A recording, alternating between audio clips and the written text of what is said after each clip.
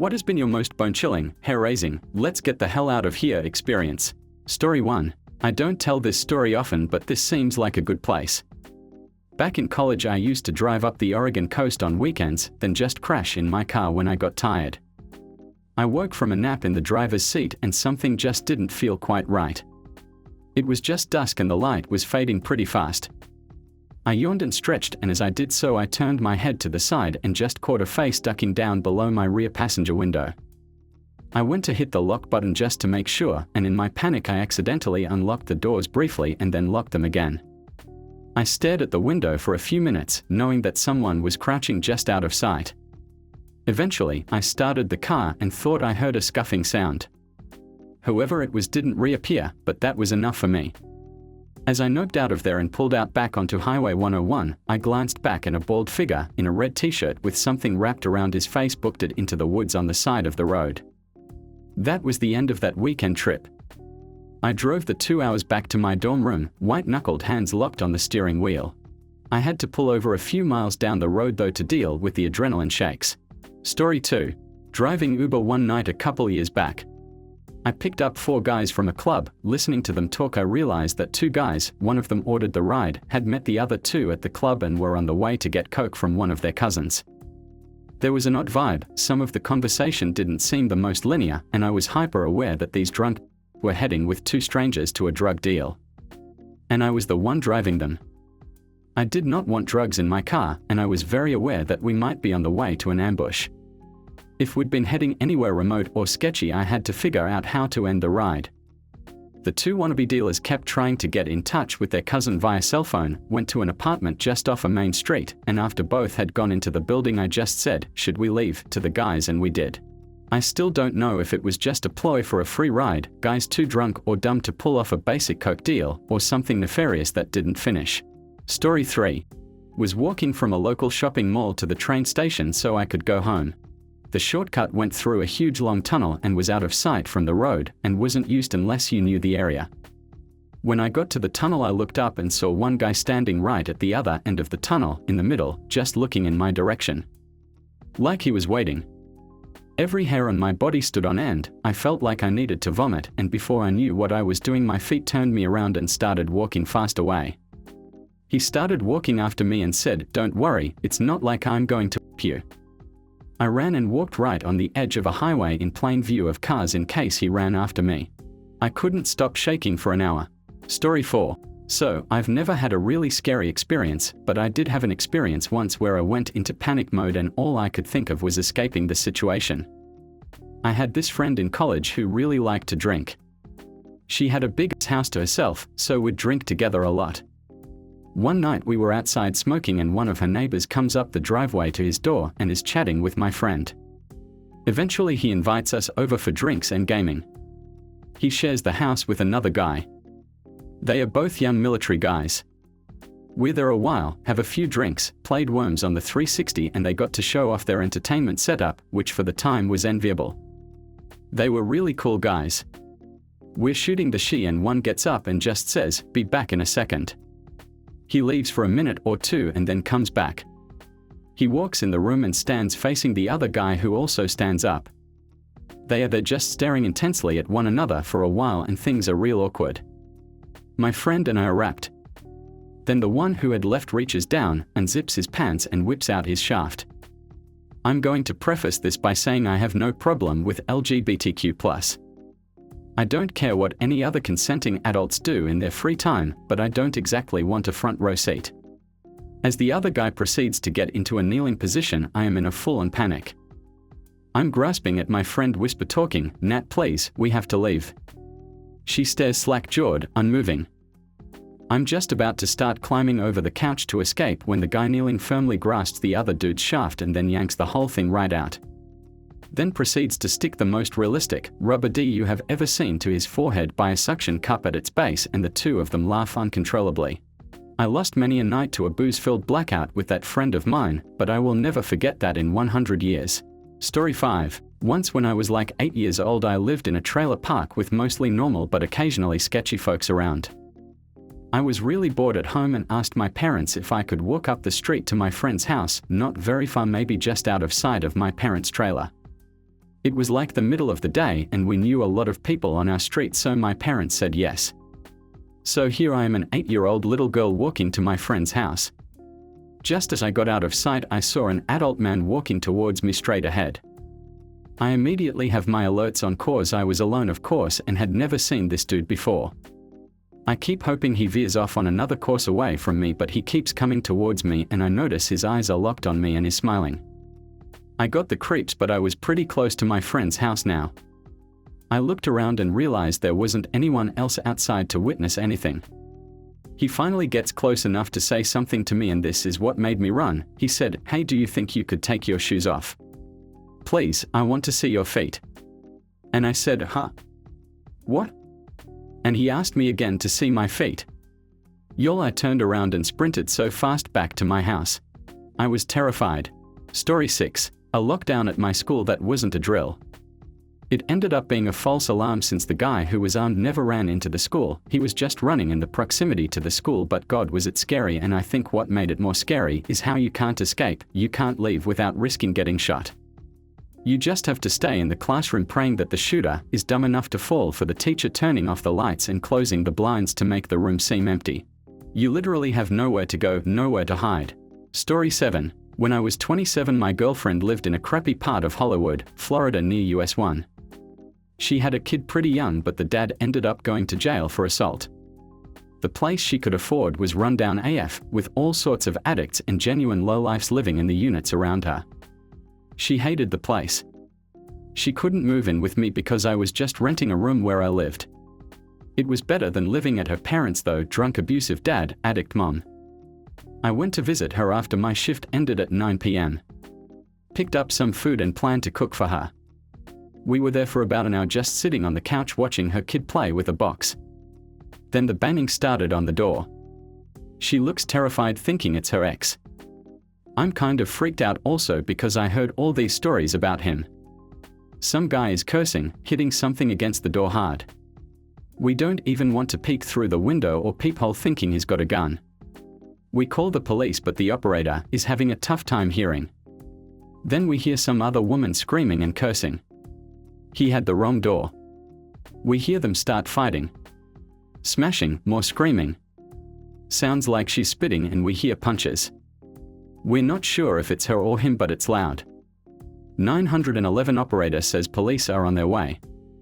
The kid starts screaming because he's scared. The man outside starts banging on the door again. He thinks his kid is with us and shouts he's going to kill us for taking his kid. My GF just breaks down at this point and starts crying. Maybe 10 minutes later the police arrive. They arrest both of them, then took our statements. She moved out a couple days later and we ended up renting another crappy apartment but in a much better area. Story 8. One time I was out in Colorado with some buddies hiking near the top of a mountain. Some bad weather started to roll in, but the top was only 15 minutes away, so I went ahead while they went back down. As I was getting to the top, I felt static in the air and the hair in my head started to stand up. I immediately started to panic cause I thought I was about to get struck by lightning, so naturally I ran down without ever getting to the top. I'm not sure if I was gonna get struck, but I sure as hell wasn't sticking around to find out.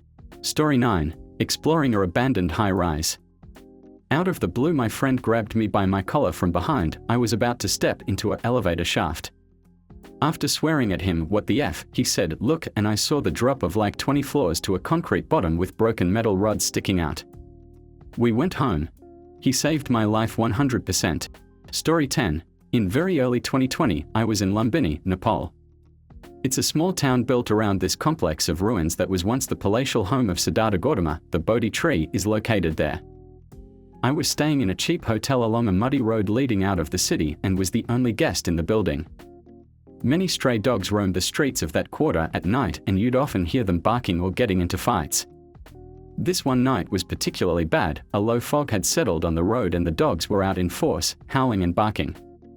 Out of nowhere came this bellowing roar, one so loud and sonorous, I felt it in my chest. Then, a vacuum of complete silence. All I could think of were ways to keep whatever had made that sound outside.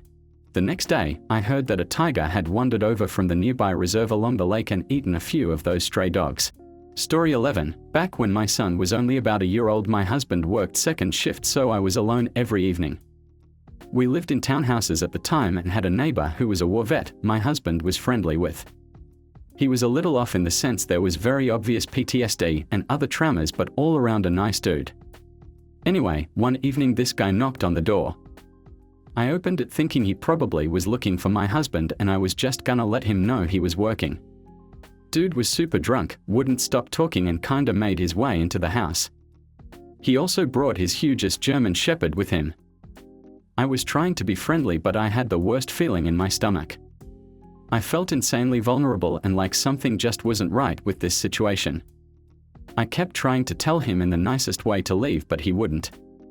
I texted my husband, "Hey neighbor, guy's here and won't leave, he's trashed, I feel really uncomfortable." My husband texted his buddies that lived a few apartments down, and they came over immediately. They got the dude out of the house, and not even 20 minutes later I hear noises outside, and this guy is trying to rip the license plate off my car. My husband's friends heard it or saw it, I'm not really sure, but they came over and were more aggressive about him going home and leaving me alone. And he did, so I thought. Few hours later my husband gets home and sees this guy hanging out crouched behind some cars. He goes up to him to ask him exactly what the F is doing. I don't know the exact details because I stayed hiding in the house, but this guy had ropes and some other weapon on him and full intentions of a**ing me that night. It makes me sick to think that if my husband's friends wouldn't have came over as fast as they did to help me, my poor son would have watched something horrible happen to me. Or even what he would have even done to my child. Story 12. My wife and I were on a search mission for some missing fern pickers.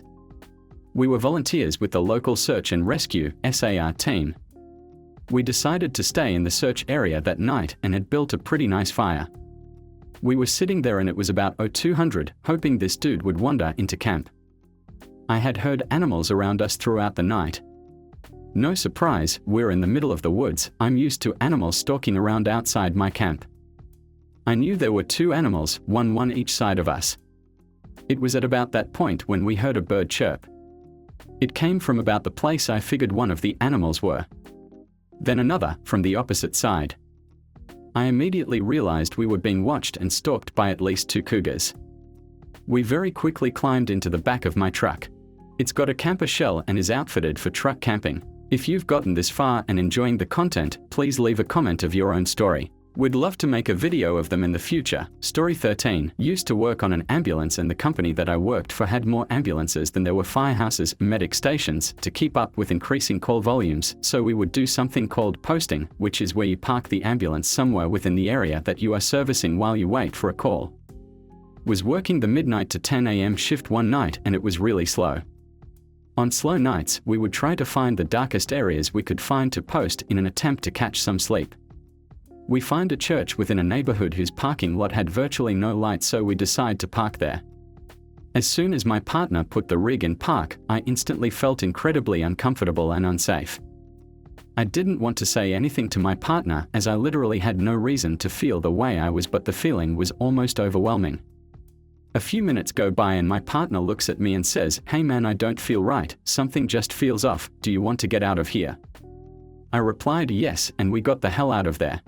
I have never really figured out why we both had that sensation and why it came on in that church's parking lot, but it sure did give me the creeps. Story 14. I was in the lobby of World Trade Center 1 on September 11th when the plane hit. Although I didn't know a plane had hit, what I experienced was a sound like a building bending and metal tearing. Then all of the doors in the lobby blew open and burning hot air blew in my face, and it sounds like hell was coming down those stairs. Turns out I was right. Story 15. A little bit different than the rest of the stories, but it gave me chills. My mom's best friend owns a farm about a half hour from where I grew up. We went there nearly every weekend to help with upkeep and caring for our horses. All day you could just feel a storm brewing. The wind, humidity outside had a greenish tint, and the clouds rolling in as the sun was setting. Right after supper it started raining hard. A lot of wind and lightning too. I was looking out the window across the yard and thought I saw something above the barn on the far side of the yard. I was petrified. It looked like rotation in the clouds, and it started lowering down. I pointed it out to my dad. He said it was rain bouncing off the roof of the barn. We both looked out for a moment and clearly saw it suck back up into the clouds. I got goosebumps. We looked at each other for a second in disbelief, then he shrugged and went back into the living room. I sheltered in the bathroom. The next day, we saw in the news that an F4 tornado ripped through a small town, Spencer, South Dakota, about 24 miles from where we were. I got chills when I saw the news reports. Story 16, July 27, 2002 Sknylev Air Show disaster. I turned 5 years old the day before. It's one of my most vivid memories from childhood, how the pilot landed 10 meters away from me and my dad. He was on his knees, his parachute dangling in the wind, and I remember him repeating, "What have I done?" over and over. I didn't understand much of what happened. My dad only said, "Close your eyes, we have to go." My dad told me years after that we would have gone farther into the crowd, but I refused to go because my shoelace was untied. Him kneeling to tie my shoes is the only thing that saved us. It wasn't bone-chilling at the time, but when I imagine what my dad witnessed that day, I get goosebumps. Story 17. We were tearing down an old outbuilding office on my in-laws' farm. We wanted to save as much of the lumber as we could to reuse in a chicken coop. So, we pulled a large piece of plywood off one of the walls and the insulation was crawling with hundreds of snakes. Said snakes immediately started exiting the wall towards us in a writhing horde. There are rattlesnakes on the property, we've seen them. I have never in my life noped like I noped at that moment. I pretty much teleported into the back of my Phil's pickup. 1 minute I standing in the way of hundreds of agitated snakes, the next I'm considering if I can fit through the little rear window of a Ford F-150. Story 18. I'm a criminal defense investigator. I had a murder case involving 2 brothers. The one accused of the murders was very autistic, and his brother was a schizophrenic. The schizophrenic brother lived in a potato shack in the middle of the desert. I needed to talk to him several times throughout the course of the investigation, and since he didn't have a phone or electricity, I had to drive several hours out to his house and yell his name from the fence line until he came out of the shack. This investigation lasted for several years, and over time I developed a rapport with schizophrenic brother, and I kind of got to like him. He would talk your ear off about the aliens with golden eyes and the underground tunnels that connect all the Walmarts in the country, but he was pretty entertaining, and part of me wonders how much of it was a show. Schizophrenic brother eventually gets a girlfriend. She's a tweaker who has mistaken his schizophrenia for induced psychosis. I talked to her a few times in jail when she was sober, and she was surprisingly charming and insightful. The last time I go to see schizophrenic brother, it's a dark winter night, and tweaker girlfriend is there. She's lurking in the shadows and staring daggers at me the entire time I'm talking to him. I cut off his conversation about the speakers in his fillings and walk back to my truck to leave. A minute later, schizophrenic brother comes running out and tells me that he wants to show me something in his shack. He's never invited me inside before, and I'm not thrilled by the prospect. The whole thing feels off to me, so I tell him I have to get going and start the truck. The look of relief on his face when I declined to go inside convinced me that tweaker girlfriend was waiting behind the door with a hammer or something. A few months later, I learned that she shot him in his sleep and stashed his body in an old refrigerator. She has since pleaded guilty to his murder. Story 19. Possibly fighting a house fire and realizing that I had very hot feet. Through concrete-soled boots. My officer and I immediately noped the F out.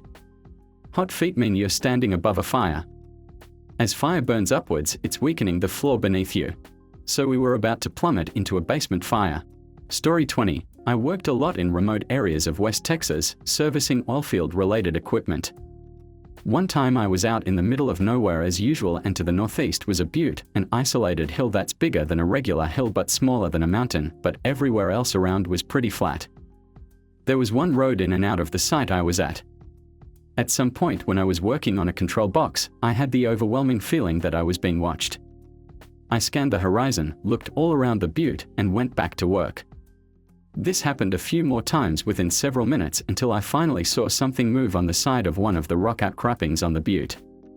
I went to my truck, grabbed my binoculars, and the figure hid behind that outcropping. It was definitely a human. I glassed him for a good 20 minutes and I could see him peek around every couple of minutes. Eventually he leaned out so far that I could see the silhouette of the barrel of a rifle slung around his back. At some point he was hidden behind his rock for a while, and the next time he peeked out, I couldn't see the rifle. He had either put it down somewhere or he was now holding it. I immediately felt a sense of impending doom. The hair on my arms and neck was standing straight up. I very quickly collected my tools, got my AR-15 from behind the driver's seat and set it on the passenger seat, and tore out of there. I sped down the dirt road, almost clipped the cattle guard, and started cruising down the highway just as the adrenaline started to wear off. I remember the metal taste in my mouth and having to grip the steering wheel to keep my fingers from twitching. A few miles down the road, a maroon Suburban full of guys was pulled over on the oncoming side of the road. They definitely weren't oilfield workers, shades all around, buzzed heads, all intently looking at me. I expected them to pull a U-turn and pursue me, but they didn't. I can't prove that this is what was happening, but I do know that cartel guys run operations where one scouts for guys working alone and calls in a group of guys to rob them of their truck and tools. Story 21, hiking in the Rocky Mountains on a trail I knew pretty well. I was leading a group of kids, maybe 20 or so middle school-aged children from the camp where I worked. I turned a corner and saw a jawbone of a deer. Pretty cool, showed it to the kids. Didn't have any flesh on it, so I assumed it was pretty old. 100 feet further down the trail I find another bone. Femur maybe, I specialized in insect populations, not deer anatomy. This one looked a little fresher. Another ways down, another bone. I'm getting a little nervous at this point, so I explained that we should probably turn around and head back. My students all groan that they want to see more dead stuff, but I shepherd them down the train and back to camp. 2 days later we got a call at the camp that someone had been attacked in the area by a mountain lion. Apparently a mountain lion had set itself up in the caves on the cliffside and it had gotten pissed when someone got too close. I'm glad we left the area, even if my students would have loved to see more dead stuff. Thank you for watching. If you enjoyed this video, please hit the like button and subscribe to Thread Talk for more content like this. Also, don't forget to turn on notifications so you never miss out. Have a dope day and we'll see you in the next video. Cheers!